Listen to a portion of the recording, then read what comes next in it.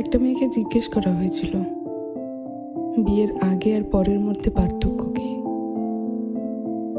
তখন সে বলেছিল, বিয়ের আগে ছিলাম বাবার বাড়ির মেয়ে, আর এখন হয়েছে শ্বশুর বাড়ির বৌমা। আগে আমার মুখে সবাই খাবার তুলে দিত, আর এখন আমাকে সবার মুখে খাবার তুলে দিতে হয়। আগে একটু ব্যথা পেলে চিল্লাচিল্লি করে সারা বাড়ি মাথায় তুলে ফেলতাম, আর এখন অনেক ব্যথা পেলেও একটা শব্দ করি না।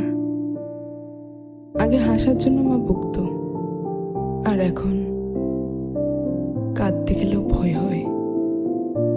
আগে একটু মন খারাপ হলেই মা বুঝে ফেলতো, কিন্তু এখন ভেতরটা চুরমার হয়ে গেলেও কেউ টের পায় না। আগে ভাবতাম বাইরের জগৎটা অনেক শান্তি, কিন্তু এখন বুঝি মায়ের আঁচলে নিজেই শান্তিতে ছিলাম।